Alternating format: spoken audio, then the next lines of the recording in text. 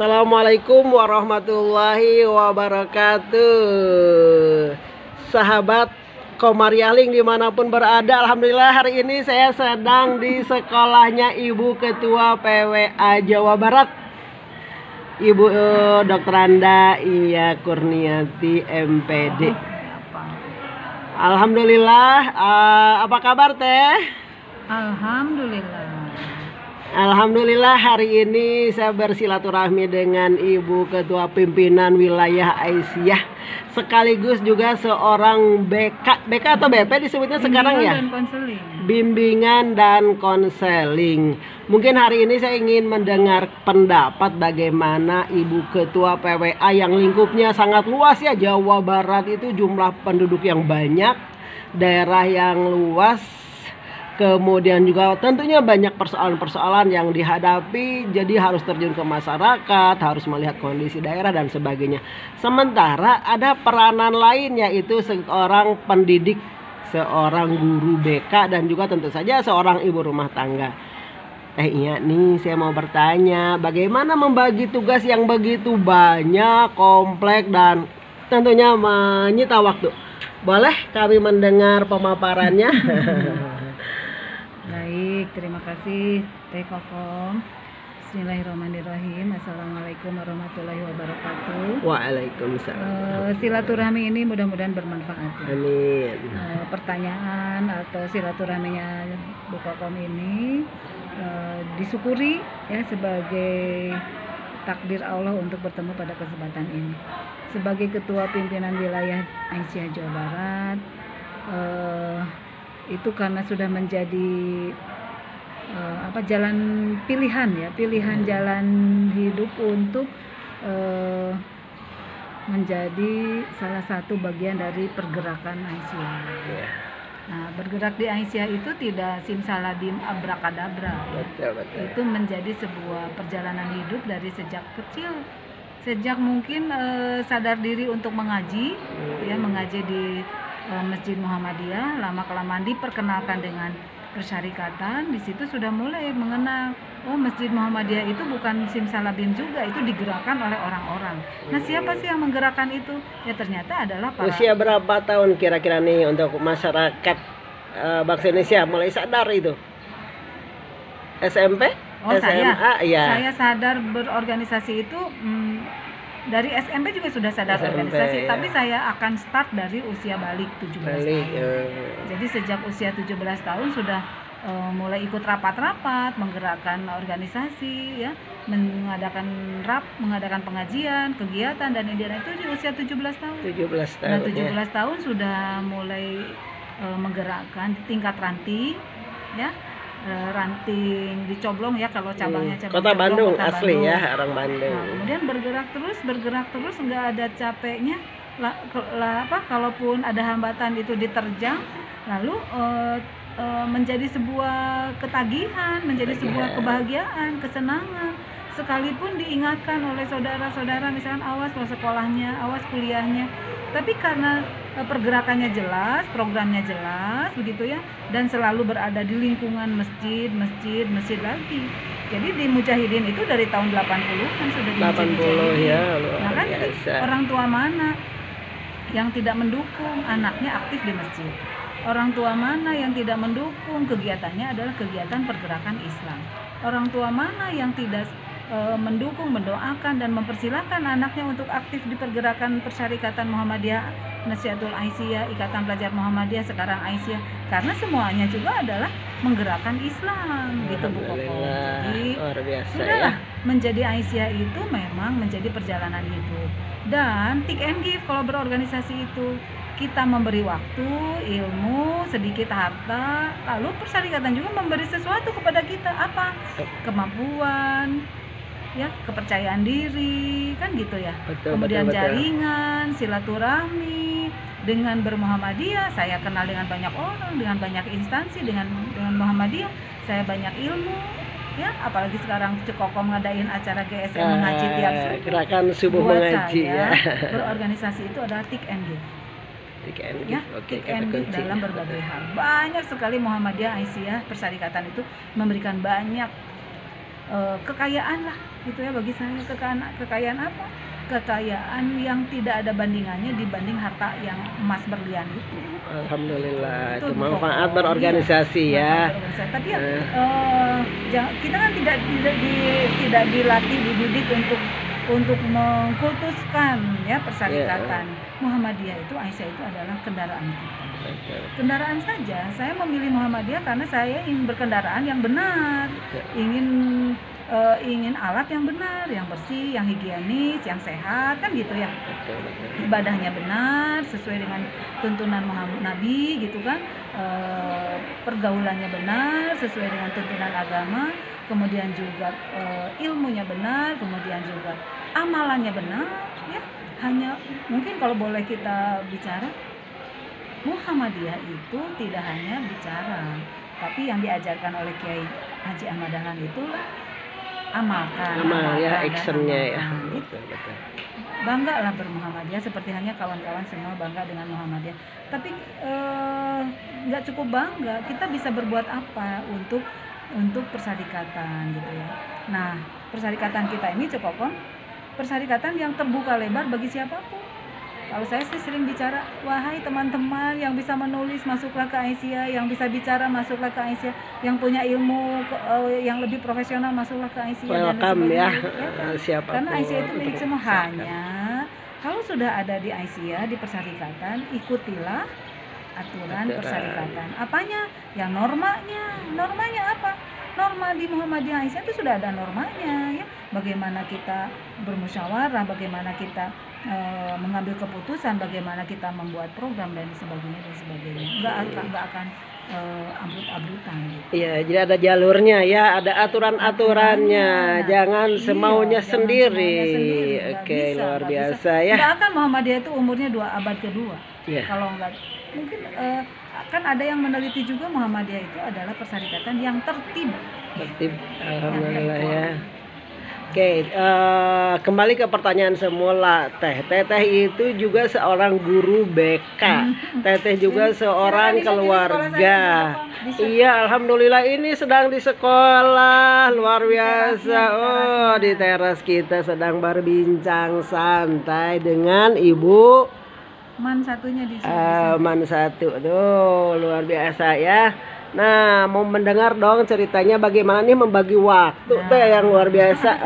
Mangga silahkan. Cekoko mau bisa aja cari momen teh ya. Ibu-ibu, teman-teman semua, bermuhammadiyah, beraisyah itu, Aisyah itu Muhammadiyah itu senang sekali kalau penggeraknya begitu ya, berilmu. Satu. Kemudian senang sekali bahkan menganjurkan bermanfaat. Ingat itu. Ya, bukan hanya berilmu saja tapi bermanfaat. Bermanfaat di mana? Ya, bermanfaat bagi dirinya, keluarganya dan masyarakat. Nah, Cekokom saya bekerja itu, saya selalu bilang pada murid-murid saya, anak-anakku, saya bilang terutama perempuan, ada tuntunannya bagi perempuan itu ya. Menuntut ilmu itu wajib bagi semua. Maka nuntut ilmu saat tinggi-tingginya. Tapi bekerja bagi perempuan itu tidak wajib, saya bilang gitu ya. Karena yang nanti di keluarga yang mencari nafkah itu wajibnya adalah laki-laki. Nah, saya bilang, ayo tanya ke ibu, kenapa ibu bekerja? Kan wajib, kenapa bekerja? Saya selalu nantangin gitu ke anak-anak. Kenapa? Karena saya bekerja itu satu, memang ilmunya saya suka, ya, profesinya saya suka, saya bahagia. Dengan saya punya posisi sebagai guru BK ya, konselor sekolah, itu saya senang, saya nggak tersiksa, sekalipun saya harus berangkat subuh-subuh lalu pulang sore, bahagia. Enjoy karena ya, dinikmati. Enjoy, karena ilmu saya juga kan, ilmu saya mendalami itu secara non formal, secara formal itu saya geluti itu. Sehingga kalau senang dalam berilmu dan bekerja, nggak akan capek. Ya capek tenaga pastilah, tapi si capek itu kan bahagia, senang. Betul. Jadi saya sebagai guru PNS, konselor sekolah, juga sebagai Aisyah, ya saya berdoa kepada Allah mudah-mudahan, mohon maaf, waktunya mungkin dibagi-bagi gitu ya di sekolah, ya di organisasi, sambil memohon kepada Allah mudah-mudahan di sekolah saya diridhoi oleh Allah, di organisasi juga diridhoi oleh Allah. Artinya kalau di sekolah saya nggak boleh main-main, di organisasi juga nggak boleh main-main.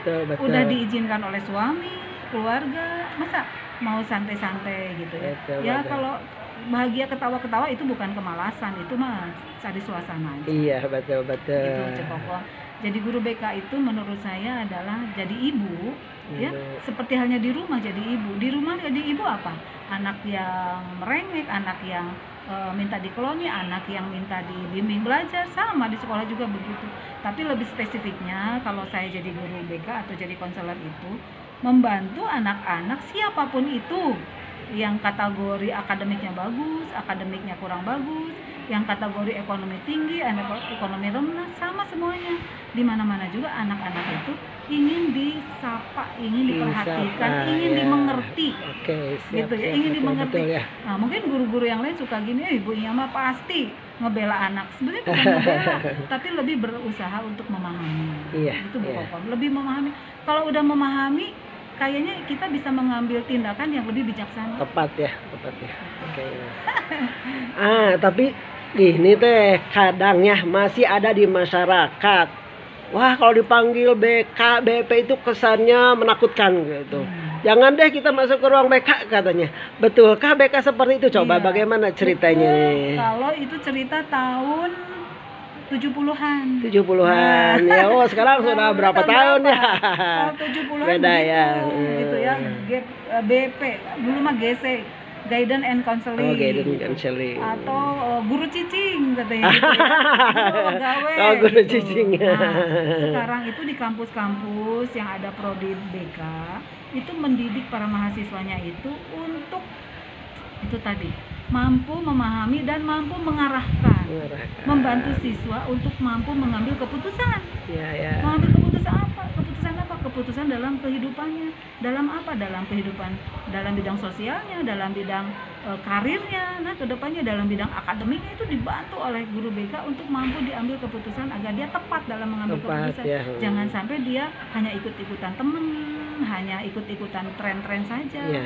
Jadi lebih kepada membuat para siswa itu percaya diri, mandiri, percaya diri, tidak jadi remaja galau, gitu ya, tidak jadi remaja yang putus asa, tidak menjadi remaja yang nggak punya harapan ke depan. Itu berat sekali. Iya. Sehingga kalau di Man 1 itu justru anak-anak yang ya lebih cenderung ingin dibantu masa depannya seperti itu. Itulah yang pada datang ke BK. Jadi tidak dipanggil ya, datang sendiri konsultasi, betul. Yang datang itu, istilahnya bukan dipanggil tapi diundang. Itu berdasarkan referral dari guru-guru Bu ya. Kalau nih anak ini udah lama nggak masuk atau anak ini prestasinya jelek, kami undang. Namanya diundang bukan dipanggil. Iya. Kayak kejaksaan gitu ya. Hormat. Iya, betul. Anaknya diberi senyuman. Orang tua juga mungkin dihadirkan ya. Anak dan orang tua nangis dua-duanya. Kenapa nangis dua-duanya? Kan lucu gitu kan. Jadi gitu Cek Kokom. Dulu itu mah kalau guru BP dipandang dipandang menakutkan, galak gitu ya, nggak ada ya. BK itu ada sahabatnya anak-anak ya, yang memahami, mengerti anak-anak. Berarti sebetulnya luar biasa ya peranan BP itu di sekolah. Dari tahun berapa nih teh di Bandung? Ya, di Man 1 ini di tahun 92. Lumayan nih, sudah lama sekali di Man 2. Udah pensiun. Pensiun masih sangat muda sekali, luar biasa ya energinya. Lah kayaknya pensiun kalau buat kita mah dinikmati ya teh ya. Kita akan kembali ke organisasi. Kalau beda di kan. Persilakatan nggak ada pensiun. Nggak ada pensiun. Sekalipun hanya menjadi partisipatif. Kan ada lansia daycare. Daycare ya. Produktif ya, lansia produktif. Cita-citaku untuk bersama-sama dan Cek Kokom mendirikan lansia daycare. Oke, luar biasa itu harapan. Nah, barangkali ini ada nasihat-nasihat, harapan-harapan baik kepada masyarakat atau remaja hari ini, karena kita insya Allah akan didengar nih oleh masyarakat umum, oleh orang-orang se-Nusantara. Bagaimana nih kesan, pesan, harapan sebagai salah satunya Ibu Ketua PWA Jawa Barat, juga sebagai guru BK. Mangga silahkan. Pertama sebagai guru BK dulu ya. Iya. Berdoa, memohon kepada Allah untuk betul-betul anak-anak keturunan kita itu ke depan menjadi calon-calon pemimpin yang baik, bukan menjadi calon-calon orang yang merusak bangsa dan negara ini, gitu ya. Kemudian bagaimana caranya agar anak-anak kita ke depan itu betul-betul menjadi pribadi-pribadi yang sehat, gitu ya, lahir batin, Sehat lahir batin. spiritualnya sehat, dan itu perlu tangan-tangan kita semua para orang tua. Betul, Gitu. betul. Nah, kalaupun juga susah, ada masalah, nggak apa-apa. Hidup itu kan selalu Allah udah janjikan, Allah udah jelaskan bahwa hidup itu penuh dengan masalah-masalah. Itu Allah pergilirkan kepada kita semua. Betul, Allah betul. hanya ingin membuktikan siapa di antara kalian yang diberi masalah itu tetap dalam keadaan iman dan takwa, gitu. Jadi Iya. kalau saya sih positif, ya, sekalipun ditakut-takuti bahwa ke depan itu pekerjaan susah karena pakai robotik, gitu ya. Iya, iya. Ke depan menjadi tantangan lebih besar, Indonesia ini dikeruk oleh bangsa-bangsa Betul, betul. negara lain. Kalau kita memikirkan bayang-bayang seperti itu, harusnya Berat, kita ya. jadi orang yang pesimis, gitu ya. Betul, Harusnya betul, kita betul. jadi orang yang takut akan masa depan. Tapi karena kita ini dijanjikan oleh Allah, gitu, bahwa suatu ketika kita akan jadi pemenang, gitu ya. Allah kalau kita mendekatkan diri kepada Allah. Jadi insya Allah ini ya, insya Allah pokoknya tidak ada yang harus ditakutkan selama kita terus mengikuti aturan-aturan agama. Iya. Insya Allah, bahkan saya positif lah, kita akan menjadi, katanya gitu kan, Indonesia ini akan menjadi pusatnya peradaban Islam. Amin, Insya Allah, insya luar Allah. biasa, Dan yang paling mudah-mudahan pokok, ya. siapa Indonesia itu? Indonesia itu yang terbanyak adalah Muhammadiyah. Jadi kata Pak Anwar Abbas, Muhammadiyah lah yang harus merubah peradaban bangsa ini menjadi sinar bagi seluruh dunia, Amin, kan, gitu. amin. Oleh karena itu Betul, betul. bersungguh-sungguhlah dalam bermuhammadiyah, jangan Muhammadiyah itu dijadikan nomor sekian, Oke, gitu ya. siap-siap pesannya ya. Bersungguh-sungguhlah berpersyarikatan, karena kita ini akan ditunggu oleh banyak orang. Nah, jadi mempersatukan itu semua, Bu Kokom, ya, antara profesi saya sebagai konselor, kemudian tugas kita di persyarikatan, sama-sama dua-duanya jelas untuk mencari ridho Allah, karena agama, karena Allah, dan sebagainya. Dua-duanya insya Allah berada di jalan Allah. Nah, kalau dalam gitu, kalau mau lebih dekat dengan profesi BK, ya, orang BK itu di pelatihan yang paling pokok adalah mendengarkan. Mendengar ya. Dengarkan, Curhatan anak-anak ya. Dengarkan. Keterampilan mendengarkan itu nggak mudah. Betul. Pengen sekali kita cepat bicara, pengen sekali kita cepat menanggapi. Dan itu tidak senang, anak-anak tuh nggak suka. Iya, Dengarkan gitu-gitu aja. ya. Kalau nggak, malahan kalau mengurangi mulut itu tangan usap, gitu ya. Tangan diusap, ke punggungnya, ke kepalanya diusap. Kalau kita bicara nggak bisa. Jadi sebetulnya dengan paralegal tidak jauh beda ya. Orang BK tuh kemungkinan dia paralegal dia bisa ya. Oh, sangat, harus bisa. Oke. Jadi bisa disambung-sambungkan. Kita ini helper semua. Iya. Kita ini orang-orang yang membantu semua. Ya, segala bisa ya. Jadi itu ya pesan-pesan ibunya kepada masyarakat. Ayo kita bermuhammadiyah dengan penuh keikhlasan, sungguh-sungguh, dan ketika ada masalah, mungkin kepada Allah berdoanya begini, ya Allah beri kekuatan aku untuk menghadapi masalah ya. Bukan berarti ya Allah hindarkan aku dari masalah. Iya, Beri kemampuan untuk mampu menyelesaikan beri masalah. kemampuan untuk menyelesaikan masalah. Sebesar apapun masalah, Allah lebih besar ya, luar biasa untuk membantu. Ibu ya, alhamdulillah hari ini saya bisa bersilaturahmi di Man 1 di tempat bekerjanya tehnya. Mudah-mudahan berkah, mudah-mudahan sehat selalu. Mari kita lanjutkan perjuangan di Aisyah tercinta, dan insya Allah Buya akan maju ke berikutnya. Dukungan dari sahabat rekan untuk terus. Terima kasih Teh ya. Bangga. Assalamualaikum warahmatullahi wabarakatuh. Matur nuwun, Cik Kokom. Sami.